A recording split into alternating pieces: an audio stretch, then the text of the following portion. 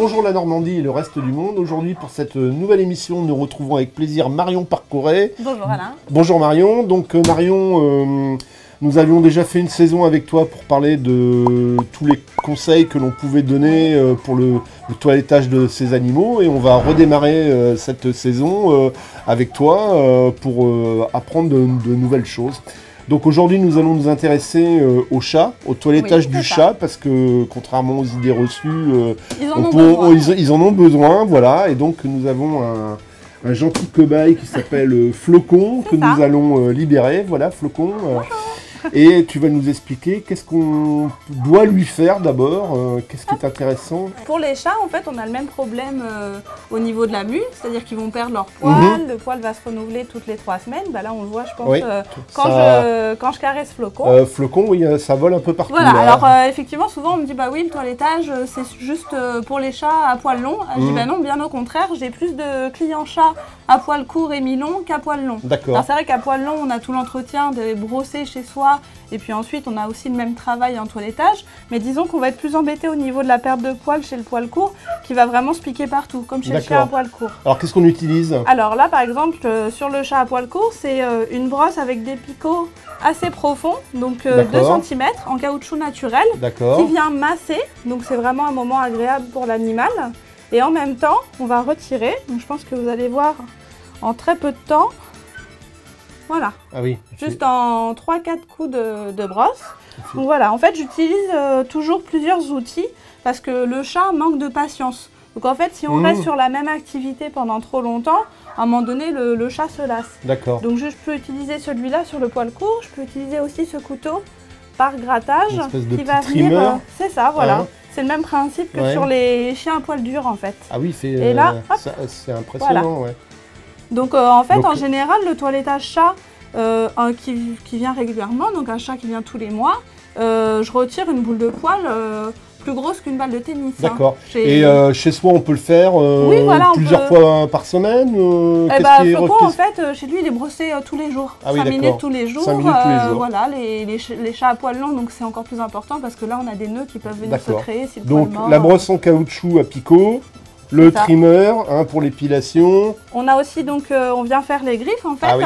Donc ça, on pourrait le faire chez soi, mais disons que c'est quand même une technique particulière. Je pense qu'il faut laisser les professionnels faire ça. C'est justement un des principes de venir tous les mois pour réguler la pousse c'est pour éviter que les canapés, tout ça... Alors il y a le problème à ce niveau-là, mais il y a aussi en fait si on laisse pousser l'ongle sur les chats d'intérieur, notamment, les ongles ne s'usent pas dehors.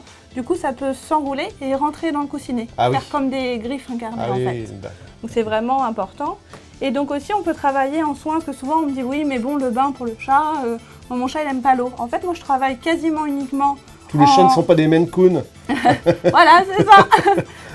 J'ai des Maine Coon qui se font laver justement. Ah bon, bah ils adorent ça, pour les concours, pour les expos. Mais pour les chats, on va dire nos chats de canapé à nous, je travaille en shampoing sans rinçage. Donc là, on a un soin à la noix de coco. Un shampoing sec. Voilà, c'est ça. On va venir l'appliquer, ça va hydrater.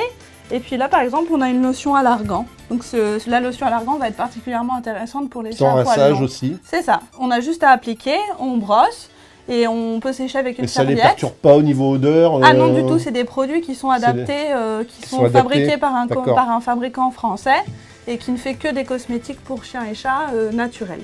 D'accord. Oui, effectivement, ça sent l'huile d'argan. Et celui-là, il sent un noix de coco. D'accord, super. On peut même en mettre un petit. En fait, il n'y a pas besoin d'en mettre énormément. Hein. Moi, je fais déjà sur mes mains et puis après, on vient... voilà. Ah oui.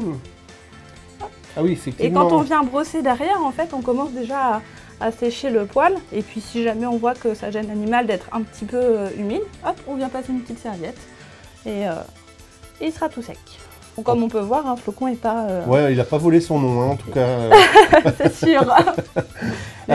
Donc, on a vu les griffes, le poil, les yeux, non? Il y a des choses à voir. Alors, on peut nettoyer les yeux avec des petits cotons aussi ou des petites lingettes exprès, comme pour les chiens.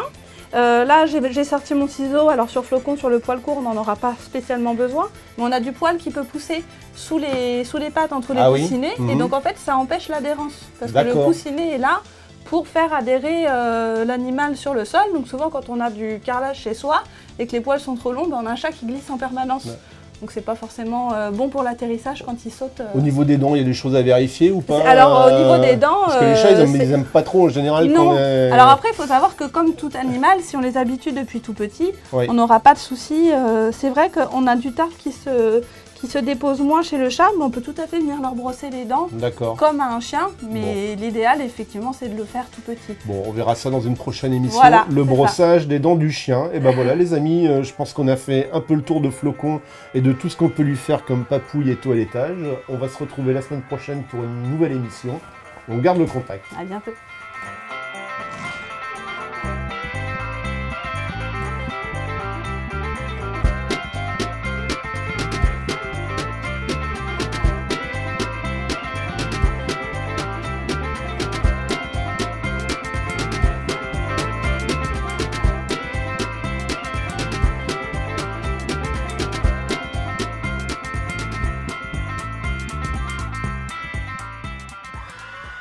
Retrouvez Zanimaux tous les jours sur Facebook.